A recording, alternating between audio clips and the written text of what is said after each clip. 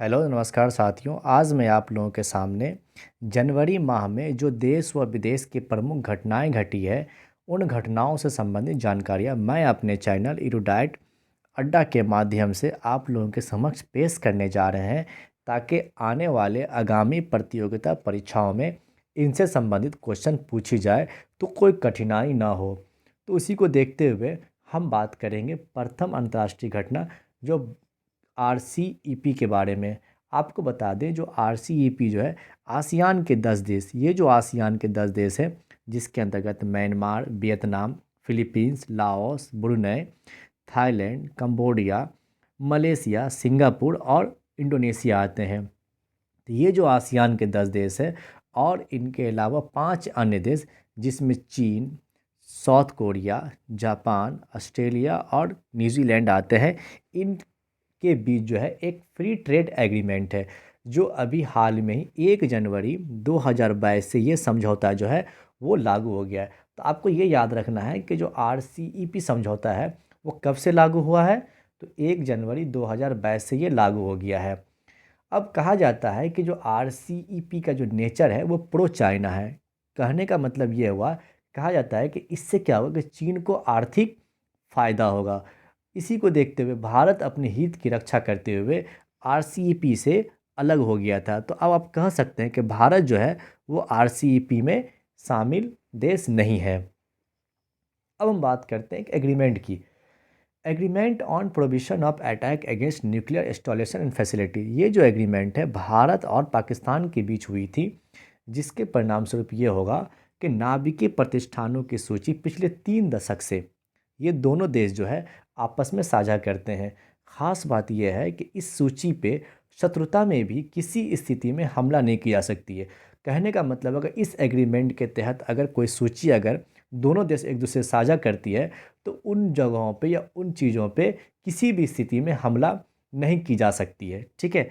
एक बात आपको ये भी याद रखना है कि भारत और पाकिस्तान हर वर्ष 1 जनवरी और 1 जुलाई को दोनों देशों के जेल में जो बंद कैदी होती है उनकी सूची साझा करते हैं। ठीक है। अब हम बात करेंगे भारत मॉरिशस परियोजना के बारे में। अभी हाल में ही भारत के प्रधानमंत्री मोदी जी और मॉरिशस सरकार ने संयुक्त रूप से मॉरिशस में भारतीय सहायता प्राप्त सामाजिक आवास परियोजनाओं का उद्घाटन किए हैं। भारत सरकार के द्वारा 2 अन्य परियोजनाओं की भी आधारशिला रखी गई है। उसमें एक है कि मॉरिशस में अत्याधुनिक सिविल सर्विसेज कॉलेज की निर्माण की जा रही है। दूसरा यह है कि 8 मेगावाट सोलर पीवी फॉर्म की भी निर्माण की जा रही है।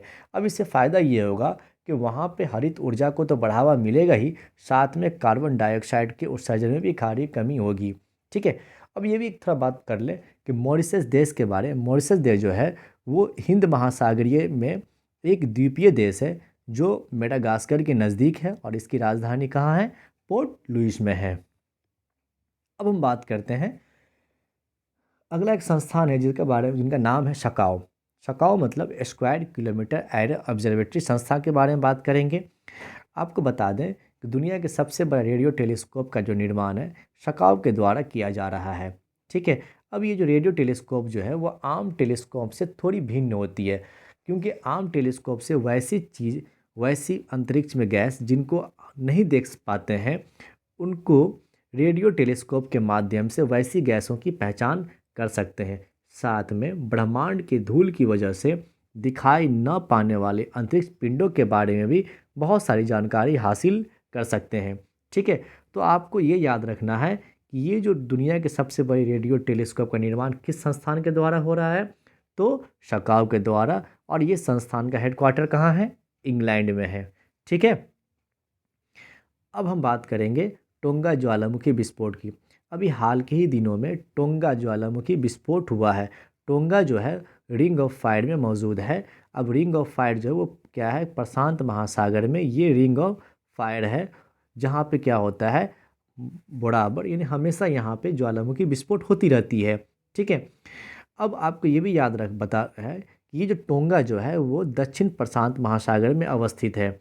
एक बात आपको ये भी बता दें कि टोंगा से करीब 12,000 किलोमीटर दूर भारत के तमिलनाडु में भी इस शॉक वेव को महसूस की गई है। ठीक है।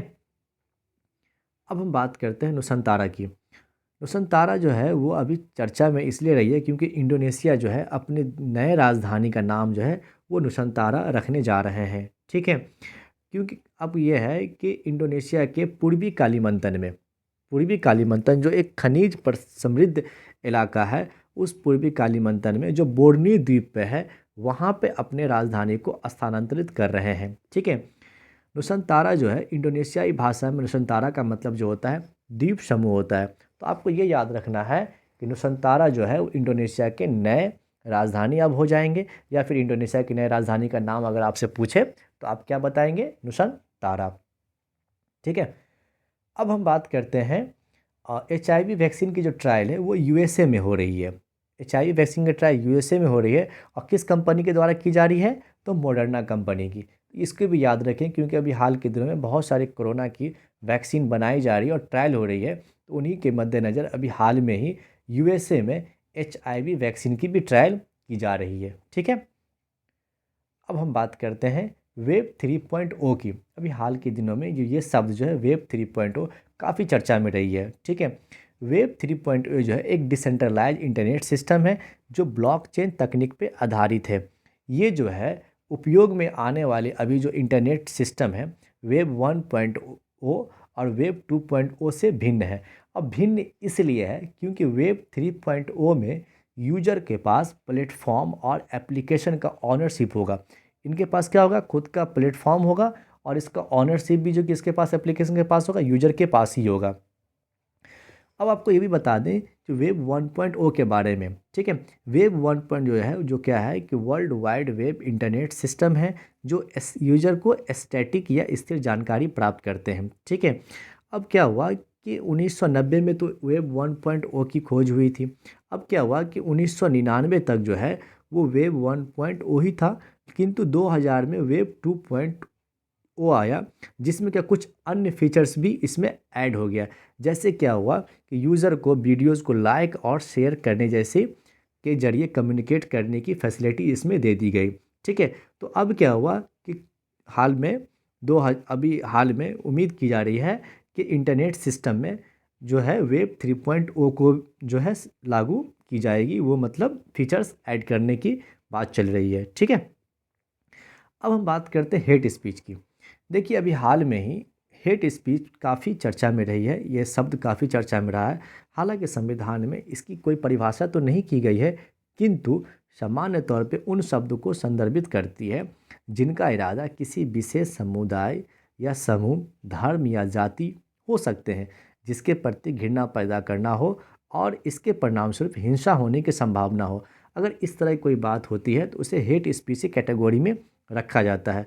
हालांकि कानून में कुछ हेट स्पीच कुछ प्रावधान भी है कि अगर कोई व्यक्ति अगर कुछ ऐसे शब्दों का इस्तेमाल करते हैं या इस जो हेट स्पीच की कैटेगरी में आता है, तो कानून में उसके लिए कुछ प्रावधान है। जैसे आईपीसी के धारा 153A और 153B के तहत यदि कोई दो समूह के बीच दुश्मनी या नफरत पैदा करने वाले को दंड देने का प्रावधान है।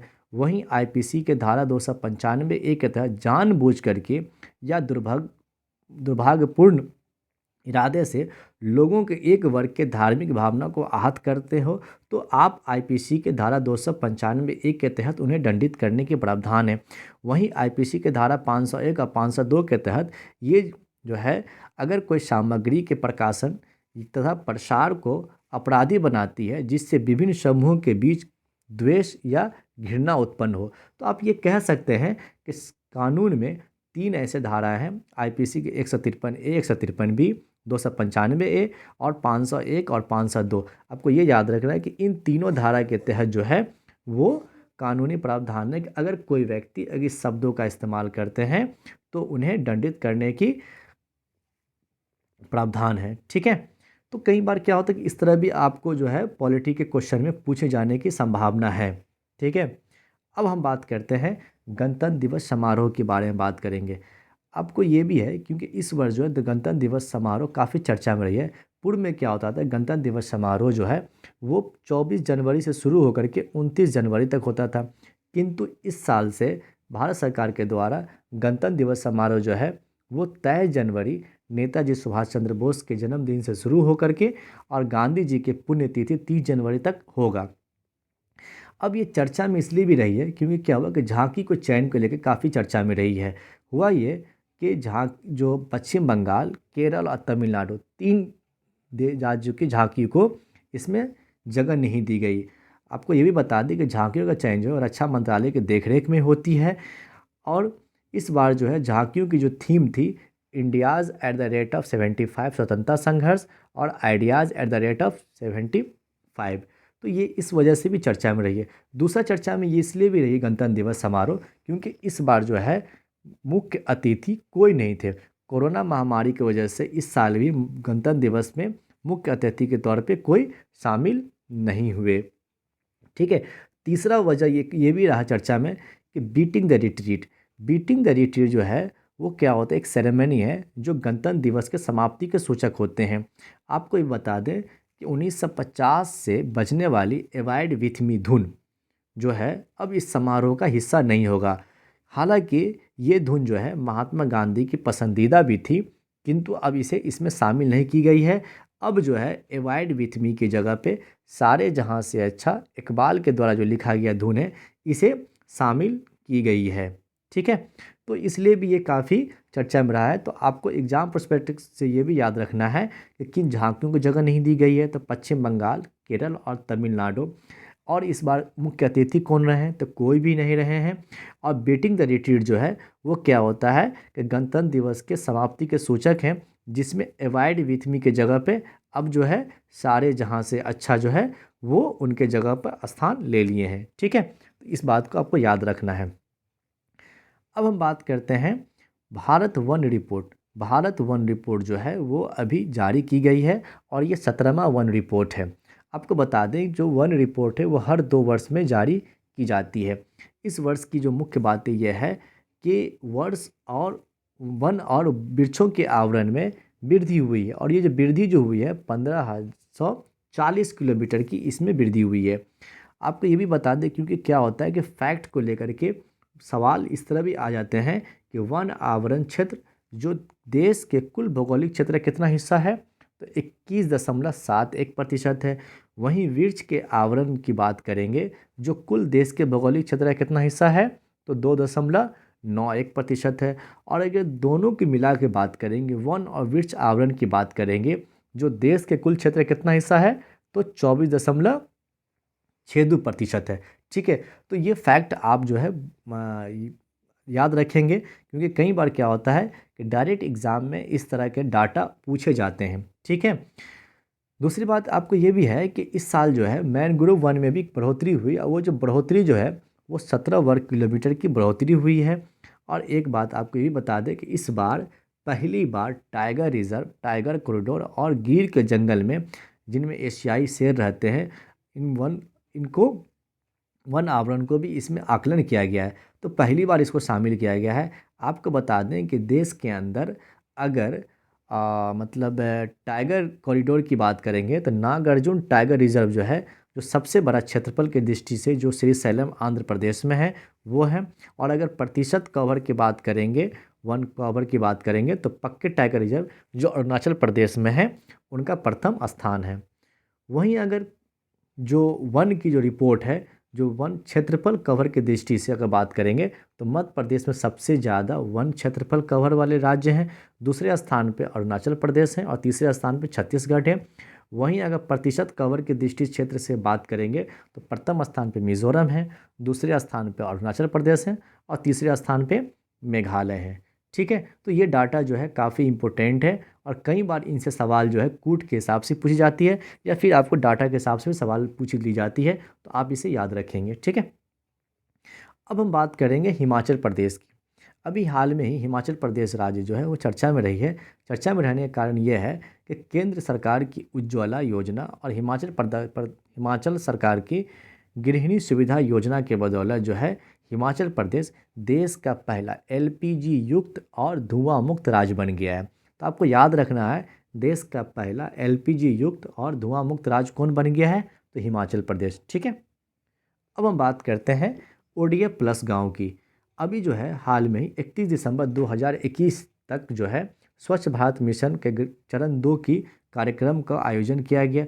उसमें ये देखा गया कि खुले में शौच मुक्त यानी कि ओडीएफ प्लस गांव की सूची में तेलंगाना जो है वो देश में प्रथम स्थान पे है।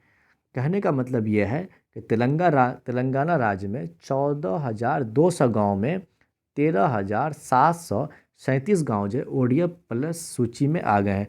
अर्थात इनका जो प्रतिशत है वो 96.74% है। तो आप ये कह सकते हैं कि ओडीएफ प्लस गांव में जो प्रथम स्थान देश में है वो है तेलंगाना का। वहीं दूसरे स्थान पे 35.39% के साथ तमिलनाडु है और तीसरे स्थान पे 5.59% के साथ कर्नाटक है। वहीं गुजरात का जो स्थान है मात्र वहाँ पे 83 गांव जो 0.45% के साथ 17वें स्थान पे है। ठीक है, अब हम बात करेंगे एकेडमिक बैंक ऑफ क्रेडिट की, एबीसी। आपको बता दें ये जो है अभी चर्चा में इसलिए रही है क्योंकि ये एक प्रकार का डिजिटल स्टोर हाउस है। ठीक है, जिन्हें में एकेडमिक मार्क्स को स्टोर किया जाता है। आपको बता दें कि न्यू एजुकेशन पॉलिसी के तहत इसको प्रावधान को लाया गया था। ठीक है, आपको ये भी बता दें कि इस माध्यम से विद्यार्थी कोई कोर्स को यदि एक यूनिवर्सिटी या कॉलेज में किसी कारणवश पूरा नहीं कर पाती हो तो वो वहीं से उस एबीसी के तहत अपने कोर्स को किसी अन्य संस्थान में कंटिन्यू कर सकते हैं। तो ये क्या है, काफ़ी लाभदायक है क्योंकि कोई भी विद्यार्थी अगर वो पूरी कोर्स कंप्लीट नहीं कर पाते हैं तो आप बीच अगर वो दूसरी यूनिवर्सिटी में भी वहाँ से आगे की पढ़ाई कंटिन्यू कर सकते हैं। तो ये जो है एक डिजिटल स्टोर हाउस है। ठीक है, तो जितना ठीक है, थैंक यू फॉर वाचिंग। और जो शेष बच गए हैं इसके अलावा मैं अगले वीडियो में फिर लेके आऊँगा। और कैसा लगा आप लोग मुझे ज़रूर बताएंगे। अगर अच्छा लगा तो इसको लाइक और सब्सक्राइब जरूर कीजिएगा। Thank you so much.